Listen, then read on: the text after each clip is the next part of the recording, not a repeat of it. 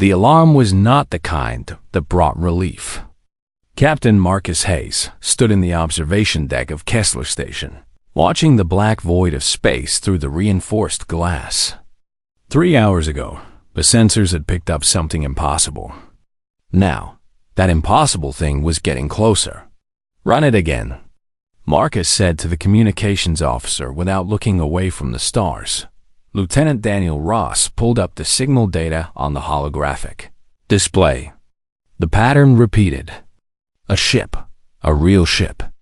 Not a probe, not debris, not an equipment malfunction. A vessel moving through the solar system at speeds that should not be possible. "It matches none of our databases," Daniel said. His voice was steady, but Marcus could hear the fear underneath. Young pilots always tried to hide their fear, but Marcus had been at this long enough to recognize it. "Captain, this matches nothing we know about." Dr. Patricia Sullivan rushed into the observation deck, her face flushed from moving through the station corridors at a run. She held a tablet in her hand, covered with data streams and mathematical equations that made no sense to Marcus. That was why he let her do the thinking on these things. "The energy signature is unusual," Patricia said, breathing hard. "It is not human. It is not from any space agency we know. The propulsion system alone would take our ships 300 years to develop. This is advanced technology. Very advanced technology." Marcus turned away from the window. "How long until it reaches the station?" 7 hours, maybe less, Patricia said. "Captain, we need to contact Earth.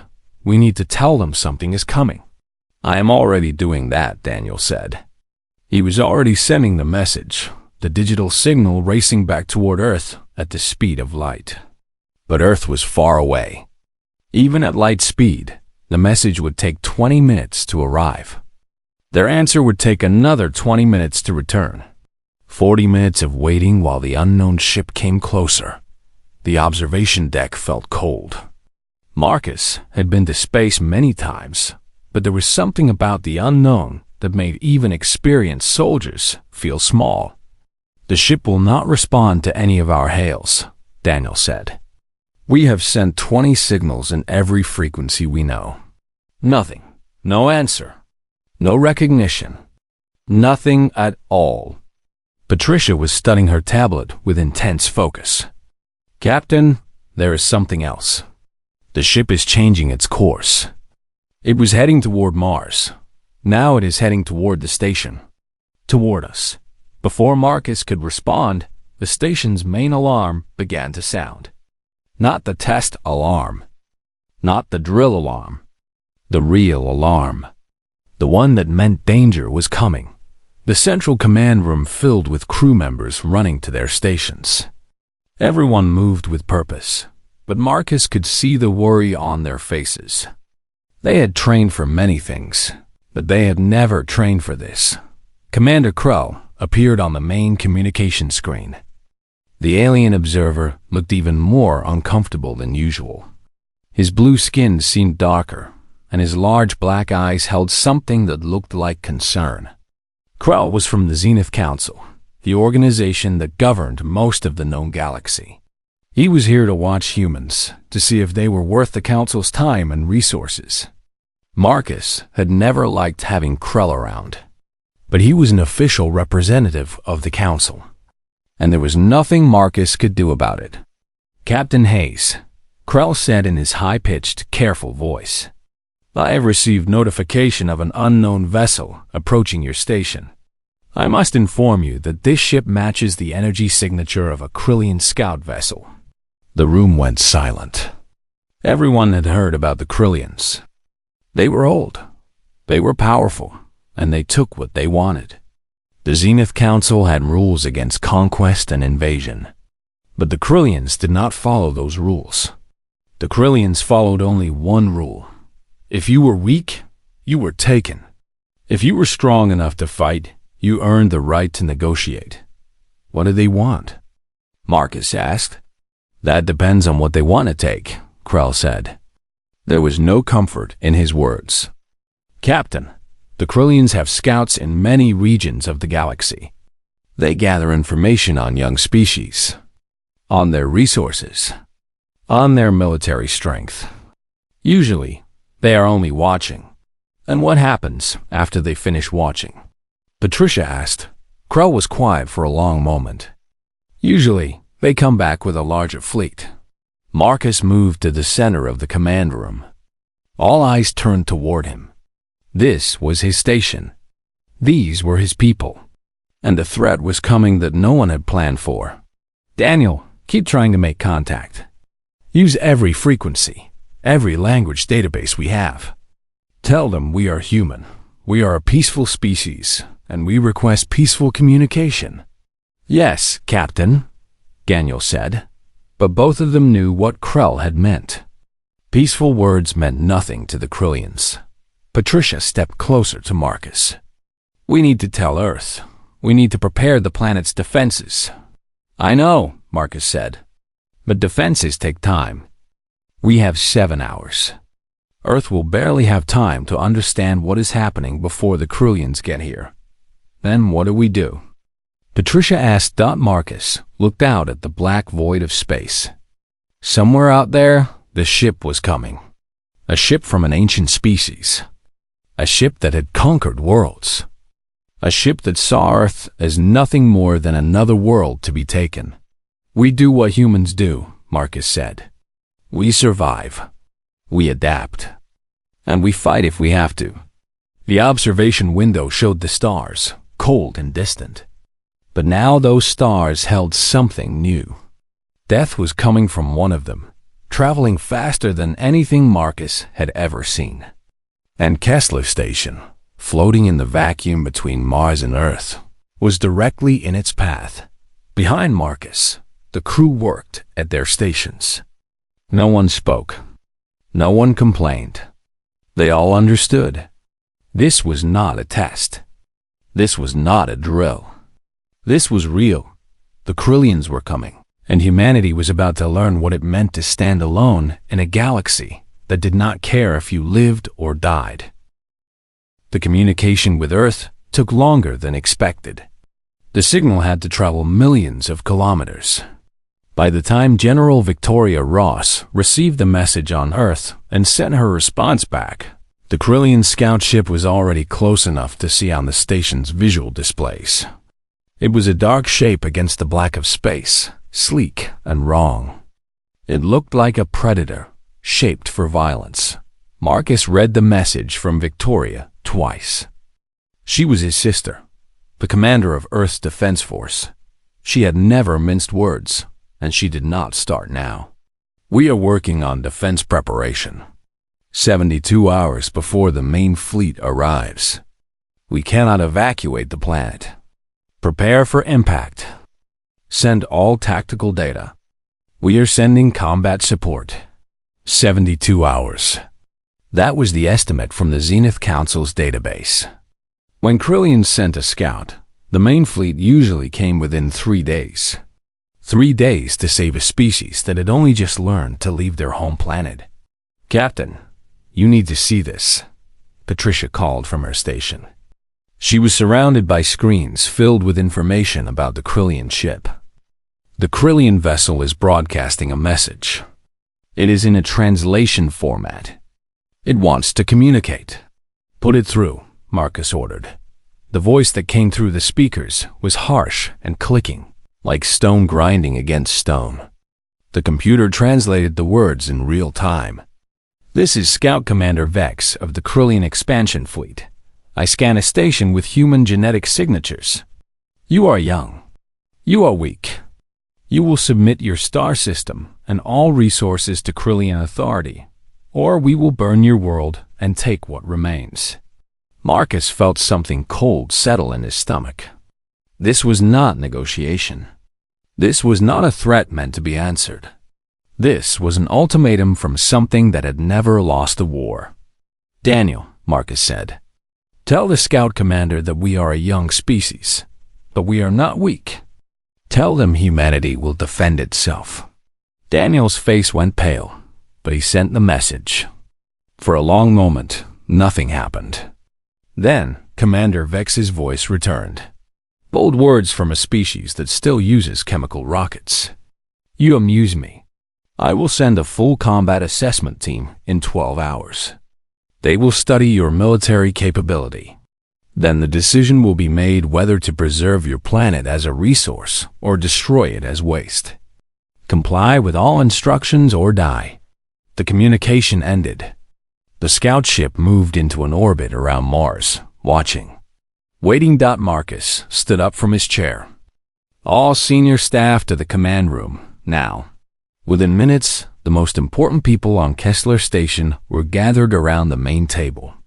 Dr. Henry Chun, the chief AI engineer, looked terrified. Lieutenant Daniel Ross stood with his hands crossed. Patricia had her tablet open, already running calculations. Commander Krell appeared on the main screen again, his blue face showing something that might have been worry. The Zenith Council has convened an emergency session, Krell announced.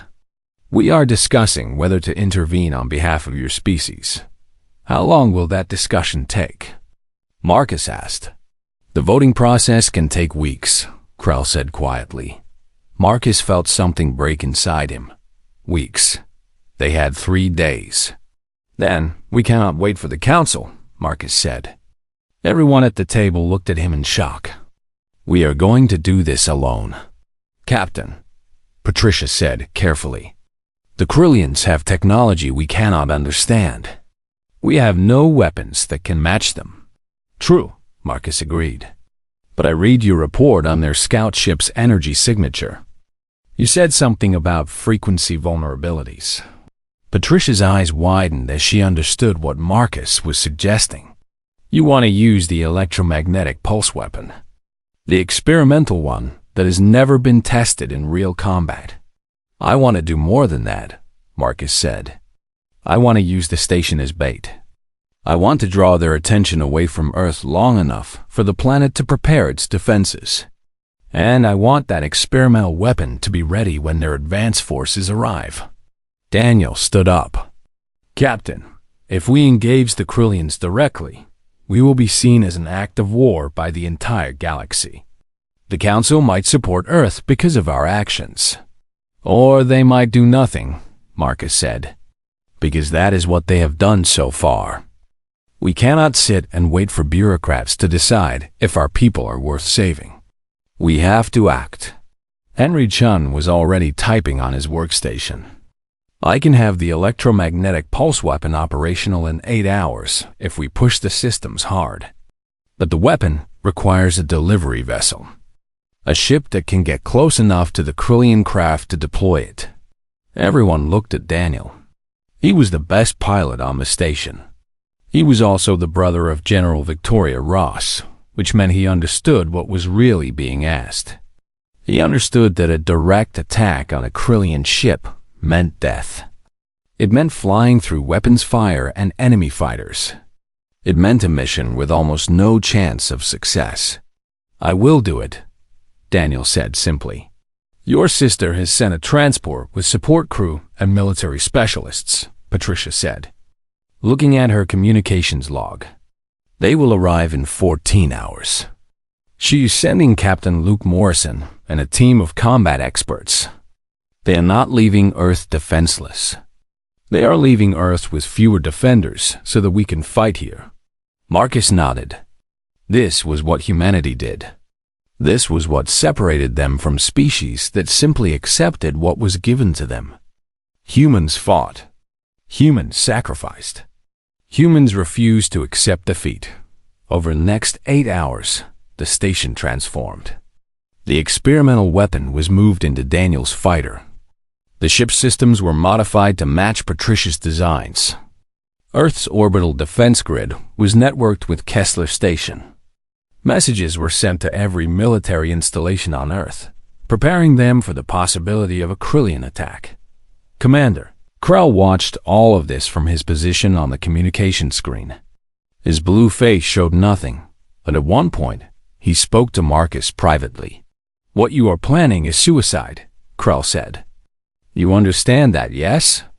The Krillians have defeated every species that has fought them in direct combat. Probably, Marcus said. But we are going to fight anyway, because that is what humans do. We fight for our home. We fight for our children. We fight for the future, even when we have no guarantee that we will survive to see it. Krell did not respond immediately. When he finally did, his voice was different, lower, more thoughtful. Perhaps, Krell said, your species is not as weak as I thought. The Krillian scout ship continued to orbit Mars, watching the station, waiting for the combat assessment team to arrive. It did not know that Kessler Station was preparing for war. It did not know that humanity had decided to fight Dot in 12 hours. The Krillian assessment team would arrive. And 12 hours after that, the main fleet would begin its jump into the solar system. Humanity had 72 hours to prove it was worth saving. The Krillian fleet arrived early. They did not send a warning. They did not send a message. They simply appeared on the sensors, and there were more of them than anyone had expected. 15 capital ships, Henry called out from his station. 27 escort vessels, 43 fighter craft. They are entering weapons range in 4 minutes. 4 minutes. The plan had been built for 12 hours. They had 9 hours less than they needed. Marcus made a decision. Launch the signal now. Use the station's full power. Broadcast the electromagnetic frequency sequence directly at their lead ship. Patricia shook her head. Captain, the weapon is not ready. The delivery system is still being calibrated. If we launch without proper coordinates, then we fail, Marcus said. But if we wait, they destroy us. Launch the signal. The station's power systems pushed every bit of energy they had into a directed beam aimed at the Krillian flagship. The electromagnetic pulse wave ripped across the space between Mars and the approaching Krillian ships. It hit the lead vessel's shield systems like a hammer. The flagship's weapons array went dark for just a moment. 1 moment was all Daniel needed. I am going in. Daniel's voice came through the communication link. His fighter was already moving, accelerating toward the Krillian ships at speeds that pushed the engines to their maximum. Daniel, your heat shield will not hold at that velocity, Henry warned. It does not need to hold long, Daniel said. His voice was calm, almost peaceful, just long enough to get close enough to matter. The fighter moved like a silver dart through the Krillian weapon fire. The aliens had recovered from the electromagnetic pulse. Their weapons came back online. Streams of energy reached across the void toward Daniel's small craft. Marcus watched on the screens as the fighter took direct hits. One strike tore through the left wing. Daniel did not slow down. Another strike damaged the rear propulsion system. Daniel angled the craft differently, using the damage to his advantage. He is insane, Patricia whispered. But she was still working, still calculating, still keeping the electromagnetic weapon system locked onto the Krillian flagship. Daniel's fighter was moving so fast now that the Krillian weapons could barely track it. The small craft dove through their defensive fire like something that was not bound by the normal rules of physics or survival. The Krillian point defense systems tried to stop him. They failed. The fighter kept moving forward, 3 kilometers from the Krillian flagship. 2 kilometers. 1 kilometer. Launch it, Marcus said to Patricia. Now, the electromagnetic pulse weapon fired from Daniel's fighter. The burst of energy exploded across the Krillian ship's hull. The flagship's entire weapon system went dark. Not for a moment this time. Not for seconds. The darkness would last long enough, but Daniel's fighter had taken too much damage. The rear engines failed completely. The craft spun out of control, momentum carrying it forward toward the Krillian ships. Eject, Marcus said. Daniel, eject now. Negative. Daniel's voice came back. There was pain in his voice now. Real pain. The ejection system is damaged. But that is okay, Captain. We stopped them from firing. That is all that matters. The fighter crashed into the shield barrier of a Krillian escort vessel. There was a moment of silence in the command room. Then Patricia made a sound like her heart was breaking. "No," she said. No. But there was no time for grief. On the sensors, the Krillian fleet was moving. The damaged flagship was falling back. 3 escort vessels were moving to protect it. But the rest of the fleet was continuing forward, heading toward Kessler Station. Marcus looked at the tactical display. The escape pods. If Daniel had ejected, there would be escape pods. He might have survived. "Focus on the incoming fleet," Marcus ordered. His voice did not shake, even though his hands were shaking. "Patricia, do we have any more weapons?" "Nothing that will stop a capital ship," Patricia said. "The electromagnetic pulse was our only advantage. We wasted it before the main fleet could be affected." The Krillian ships opened fire on Kessler Station. The weapons were far more advanced than anything humanity had. The station's defenses fought back, but they were facing overwhelming power. The first direct hit tore through the outer section of the station. An alarm screamed through the corridors. Pressure loss in sectors 5 and 6. Crew members running toward the emergency stations. Oxygen masks deployed automatically. Then something unexpected happened. A small diplomatic vessel moved directly into the path of the Krillian assault. It was Commander Krell's ship. The alien observer positioned his vessel between the Krillian weapons and Kessler Station. "Commander Krell, what are you doing?" Marcus called out. "What humans do," Krell's voice came through the speakers. It was strange hearing him say that. "I am fighting for the future." The Krillian weapons tore through Krell's ship. The diplomatic vessel exploded in a burst of light and fire. There was no survival from that kind of damage. Commander Krell was gone, but in that moment, Marcus understood. Krell had not died to stop the Krillians. He had died to give the station time. And that time was enough.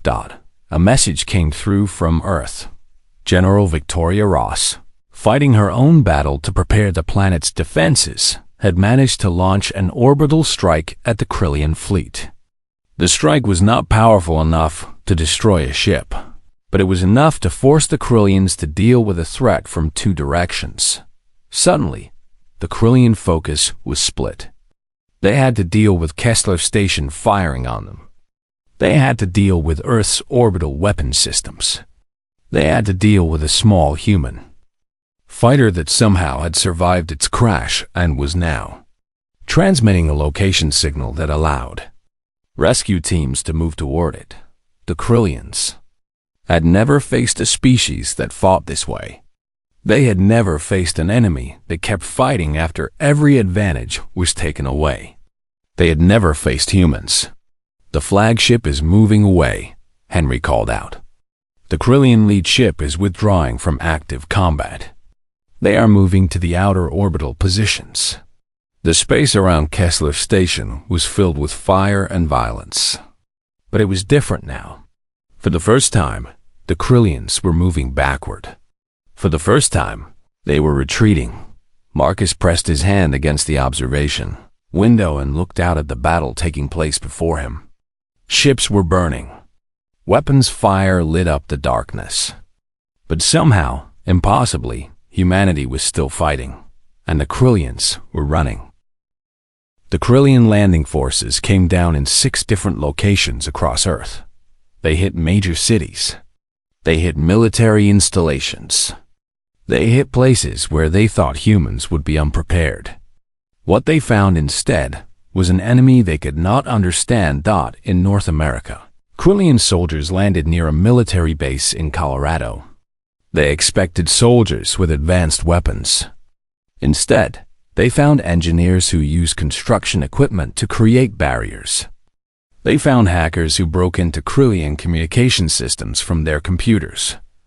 They found civilians who worked together to redirect power systems and create false signals that confused the alien sensors. In Europe, Krillian forces tried to secure a major city, but humans had blocked the streets with vehicles. Humans had hidden supplies in locations the aliens could not map. Humans had organized in small groups that refused to break even when individual units were attacked. The Krillians could destroy the city, but they could not conquer it because every human they defeated was replaced by 5 more. Patricia worked in the orbital station with her team, developing something that should have been impossible. The Krillian ships used technology based on quantum processors and biological locks. No human could enter a Krillian vessel without destroying it. But Patricia had found something in the Krillian signal patterns that gave her an idea. They used genetic markers to determine friend from enemy. Patricia explained to Marcus and the military specialists who gathered around her workstation. The biological lock reads DNA patterns. It recognizes Krillian genetics and allows access. So humans cannot use their technology, Captain Luke Morrison said. He had arrived with the support team from Earth, and he was experienced in direct combat against impossible odds. Not directly, Patricia said. But humans can create a signature that mimics Krillian genetics in the quantum reading system. It is not perfect. It is dangerous. But it will allow humans to access and potentially override Krillian weapon systems. How long to produce the override codes? Marcus asked. 2 hours, Patricia said. But distributing them to all military installations will take longer. And there is no guarantee they will work under combat conditions. Then, we use them anyway, Marcus said. Get the codes to every military commander on Earth, now. General Victoria Ross received the override codes and understood immediately what this meant. Humans could now fight Krillians on more equal ground. But more than that, it meant that Patricia had found a way to turn the Krillians' own technology against them. She sent a message back to Marcus. We are going to use this, but I need you on the ground. The commanders need to see that we are still fighting. They need to see that we are not breaking. Marcus looked at Patricia. They both understood what that message meant. She was asking him to leave the safety of the station and go to Earth, where the fighting was real and immediate. Run the station, Marcus told Patricia. I am going to Earth. 20 minutes later, Marcus was in a landing shuttle, moving down toward the planet's surface. The Krillians tried to shoot him down. The shuttle's shields held barely long enough. He crashed in the ruins of what had once been Denver, Colorado. The city was wrong. Buildings were destroyed. Streets were marked with fire. But there were humans moving through the destruction. Armed humans. Humans with weapons they had taken from the Krillians. Humans who were still fighting. General Victoria Ross was there, moving through the ruins with her tactical team. When she saw Marcus, she grabbed him and pulled him into the nearest shelter. The override codes work, Victoria said immediately. Not all of them. Not every time. But when they work, our soldiers can shut down Krillian weapons from the inside. We have turned 3 landing sites into human-controlled areas. The Krillians are losing ground. Marcus looked at his sister. She had blood on her uniform. She had lost soldiers. But she had not lost hope. How much longer? Marcus asked. Hours, Victoria said. If we can hold the landing zones for another 6 hours, the Krillians will lose the advantage of surprise. After that, it becomes a real war. And humans know how to fight wars. The fighting in the ruins was brutal and close. Marcus moved with the tactical teams through the destroyed city. He saw humans doing impossible things. An engineer using salvaged Krillian equipment to create a barrier that could hold back enemy fire. A group of teenagers using modified drones to deliver supply packages to soldiers cut off from their units. A grandmother using her knowledge of the city's layout to guide soldiers through hidden routes that avoided Krillian patrols. This was not the kind of fighting that military academies taught. This was survival fighting. This was the kind of fighting that humans had done for 10,000 years before they even had real weapons. And the Krillians, who had never faced this kind of desperate resistance, did not know how to respond. In Asia, soldiers used the mountains and forests against the Krillians. In Africa, forces used the desert terrain and heat to disable alien technology that was not designed for such extreme conditions. In South America, guerrilla fighters used the jungle to disappear and reappear, making it impossible for the Krillians to establish control. Every Krillian soldier that was killed was replaced by 10 humans determined to survive. Every Krillian position that was secured was surrounded by human forces that would fight to the last person rather than submit. The Krillian commander, someone named Warlord Kess, began to understand something troubling. The humans were not fighting to win. They were fighting to survive. And there was no way to defeat an enemy that would rather die than give up. Hours passed. The battles continued. But something fundamental had changed. The Krillians were no longer advancing. They were holding positions. They were losing soldiers at a rate they could not replace. They were facing an enemy that would never surrender, never negotiate, and never accept defeat. Marcus stood in the ruins of Denver with Victoria, watching as human soldiers moved against Krillian forces. They did not have superior technology. They did not have superior numbers. But they had something that the Krillians did not have. They had a reason to fight. They were protecting their home. They were protecting their families. They were protecting the future of their species. "We are going to win this," Victoria said quietly. Marcus looked at his sister. She had always been tough. She had always been strong. But now she was also something else. She was a symbol of human resistance. She was proof that humanity would not break. "Yes," Marcus agreed. "We are going to win this." In orbit, Patricia watched the reports coming back from every battle location. The Krillians were losing. Slowly, steadily, they were losing. And they were doing something that advanced species rarely did. They were beginning to retreat. The Krillian retreat began in the early morning hours of the 4th day. Warlord Cash sent a message to all remaining Krillian forces.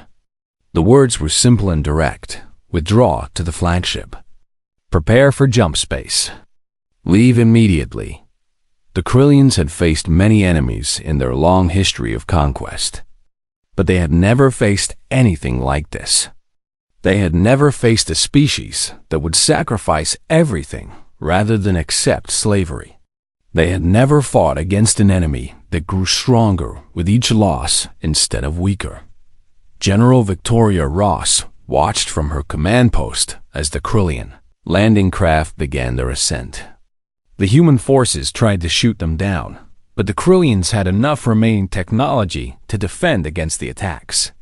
The ships rose into the atmosphere and disappeared. In orbit, Marcus coordinated with Kessler Station to track the Krillian fleet. The damaged flagship was moving away from Earth. The escort vessels moved into protective positions. The fighter craft that remained were falling back toward the main fleet. "They are leaving," Patricia said over the communication link. Her voice was filled with relief and something else. Something like wonder. "The Krillians are actually leaving." "Track them," Marcus ordered. "Make sure they do not change their mind. Keep weapon systems active until they jump to faster than light speed." The hours passed like minutes and years all at once. Humans everywhere held their breath as they watched the alien ships retreat. Some soldiers celebrated. Some cried. Some simply sat down where they stood and tried to understand that they had survived. The Krillian fleet completed their jump to faster than light speed. They vanished from the sensors. They were gone. The battle was over. Humanity had won, but the cost was written in the ashes that covered the cities of Earth. Hundreds of thousands of humans had died. Major cities were destroyed. Entire regions were devastated by Krillian weapons. The world that survived this war was different from the world that had begun. It thought Marcus made his way back to Earth and then traveled to every major city where the battle had been fought. In each place, he found the same thing. Humans working together to clear the ruins. Humans helping other humans. Humans refusing to give up, even though everything they had built was gone. In Denver, he stood with Victoria in what had once been a park. Now it was a graveyard. Thousands of graves marked the places where humans had died fighting for their world. "We lost 30 million people," Victoria said quietly. "From all the continents combined. 30 million. Marcus said nothing. What was there to say? The numbers were too large to understand. But he understood the weight of them. Every death was someone's child, someone's parent, someone's future that would never be lived. "But we survived," Victoria said. "And we did it by fighting. By refusing to accept what we could not change and changing what we could." In orbit, Daniel Ross was found by a rescue team from Kessler Station. His fighter had crashed into the Krillian escort vessel, but his escape pod had ejected at the last moment. He was alive, though barely. Severely injured and scarred from burns, he was rushed back to the station for medical treatment. Patricia spent 16 straight hours making sure he would survive. Commander Krell's escape pod was never found. The alien observer had given his life to protect Kessler Station, and his body had gone into the void of space with his ship. But his actions were not forgotten. Patricia documented everything. She recorded the story of the Krillian invasion. She documented how humanity had fought back. She documented how humanity had fought back. She made sure that what happened would never be lost. 3 weeks after the Krillians fled, the Zenith Council sent a representative to Earth. It was not Krell. It was someone new. But the message was clear when the representative stepped out of the diplomatic ship. "The Zenith Council has reviewed the events of the invasion," the representative said. The alien's voice was formal and cold. But there was something else underneath. Recognition, respect, fear. "Your species has demonstrated a level of courage and resistance that the Council did not expect. We are here to offer Earth full membership in the Council of Civilized Worlds. No longer will you be observed. No longer will your future be decided by others." Marcus nodded, but he said nothing. Earth did not need the Council's permission anymore. Earth had earned the right to decide its own future. Daniel recovered slowly. His burns would take months to heal completely. But he was alive, and that was what mattered. He spent his recovery time working with Patricia to develop improved weapon systems based on what humans had learned about Krillian technology. "We will never be conquered," Daniel said during one of his recovery sessions. "Because we learned that we do not need to be perfect. We just need to refuse to give up." The world rebuilt itself slowly. New cities were constructed from the ashes of the old ones. Governments reorganized. Military forces prepared for the possibility that the Krillians might return. But everyone understood something fundamental. They would be ready. Patricia made a final record of the invasion and the war. She titled it, "True Terror Found Me, as I Fought Alongside Humanity." In it, she documented not just the military victories, but the personal stories. The engineer who built barriers in the ruins. The teenagers who delivered supplies. The grandmother who guided soldiers to safety. The ordinary humans who had done extraordinary things. "This is what we are," Patricia wrote in the final section. "We are not the strongest. We do not have the most advanced weapons. But we have something that no amount of technology can match. We have the will to survive. We have the courage to stand against impossible odds. We have the capacity to sacrifice for something greater than ourselves. We are human, and that is more powerful than any weapon ever created." Marcus stood at the edge of the newly rebuilt Denver. The sun was setting behind the mountains. The sky was painted in shades of orange and red. Somewhere in that sky, the stars looked down on a world that had changed forever. Earth was no longer a young, weak species that the galaxy could ignore or conquer. Earth was a world where humans had fought against the darkness and won. A world where ordinary people had done extraordinary things. A world where the impossible had become real. The Krillians had learned a terrible lesson. They had learned what happens when you underestimate the will of a species to protect its home. They had learned what happens when you face an enemy that will fight to the last person standing. They had learned that true terror is not the most advanced weapon. True terror is a species that refuses to accept defeat. In the darkness of space, if the Krillians ever thought about returning to Earth, they would feel something. Fear. Real, genuine fear. Because they had learned what it meant to fight against humanity. And humanity had learned that it could survive anything. The stars continued to shine down on Earth. The world continued to turn. And the humans of that world continued to rebuild, to hope, and to prepare for whatever came next. Because that is what humans do. They survive. They adapt. They fight. They never, ever give up.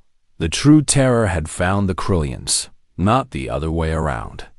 And they had fled in fear of the one species they had never expected to fear.